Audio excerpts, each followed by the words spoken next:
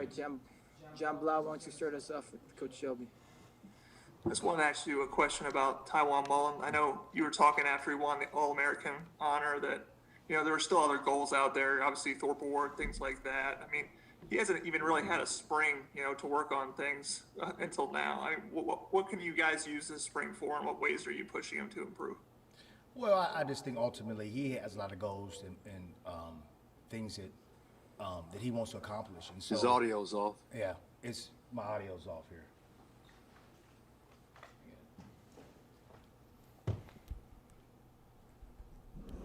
I don't know if they can hear me. Can you hear him now? Can you hear me? Wow, it was muted. Yeah. Can you hear me now? I can't hear it then though. Can somebody say something? Yes, sir. Hey, Coach, how are you? Okay, go ahead. Say that question one more time.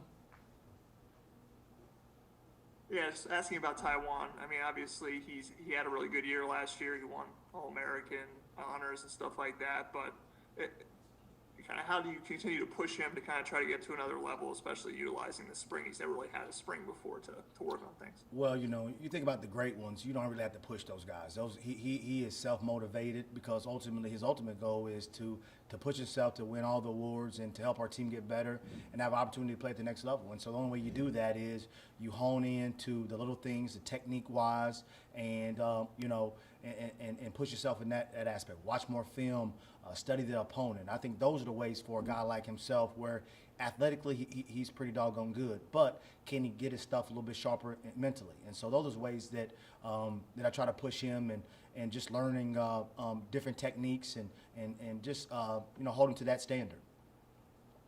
All right, Zach, then Jim Coyle.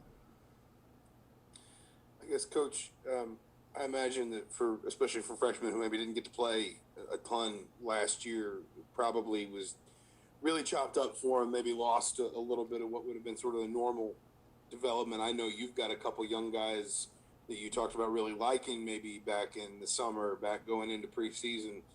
Just how important for a guy like Chris Keys, for example, is getting a full spring practice now and almost maybe having, in a way, I know you don't know if he'll wind up needing all of it, but having that free year to be able to almost look at last fall as sort of a year zero, and now he can kind of almost start in some ways as an early enrollee from an eligibility perspective. Well, I tell you what, as bad as the pandemic was for our university and our country, when it comes to football and young freshmen coming in, they got a free year to develop and get used to the speed of the game. Also, to have an opportunity to get used to classwork and the expectations. A lot of times when you come from high school, just the speed of the game, the expectations, time management, those are things I think that kind of hold guys back. And so when you look at Lim and you look at Chris Keys, they had an opportunity to catch up and actually learn our defense. And I think now they kind of hit the ground running. All right, Dustin, go ahead to Jim. Brandon, obviously, you got the title of assistant head coach. What I know you had a discussion with Tom Allen about that. I mean, what do you expect that to entail? What are the additional responsibilities that you're going to have, and just how much were you looking forward to adding some more of that, onto your position?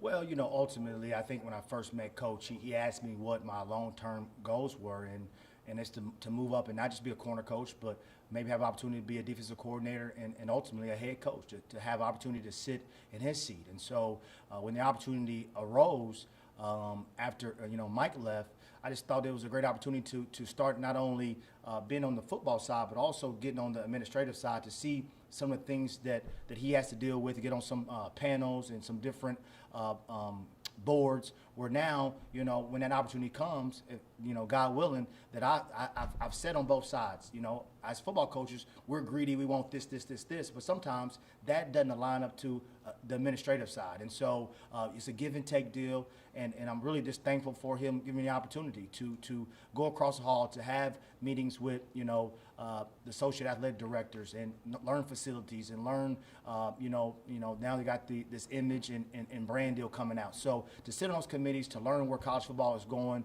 will just put me in front of the curve. And when that opportunity comes, jump and hit the ground running. And I'm just thankful and blessed that he saw that in me and gave me that opportunity. All right, Jim, then Dylan Wallace. You guys are lucky my camera's not working.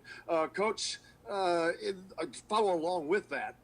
Not only added responsibility, but you've been here the longest. You've got the longest tenure of here. What does that say to players? Because as this program rises, you know that there's going to be great coaches coming in and moving. That's part of the business. But you offer probably some of the best continuity in the program. What does that say? And that is you being an associate head coach, and along with that. Well, first and foremost, it goes to the administration allowing me to stay around here. It's a blessing. This day in college football, people don't have this opportunity to stay here. And I've grown as a coach when I got here at 28, and now about to turn 40 here in a couple weeks, which is crazy. But to have that continuity. And when I go out recruiting, I tell people how much I love this town, how much I love this university. It can hold true that I'm just not out there saying a recruiting spiel, but ultimately I want to see people when we recruit them come in as freshmen and leave as men. And to build that here in Bloomington is awesome. And I told Coach Allen that as long as this university wants me and there's a place for me on this staff, I love being here. So ultimately, at the end of the day, things always change. But right now, I have no need to look any further.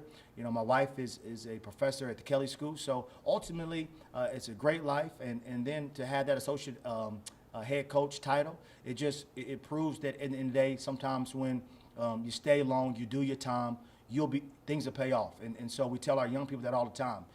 Sometimes you don't get immediate gratification, but if you stay the course, and I believe this, ultimately you'll get your reward. And so I'm just thankful to have that opportunity, and I'm gonna bust my butt like I have as a corner coach, as associate head coach, and keep growing.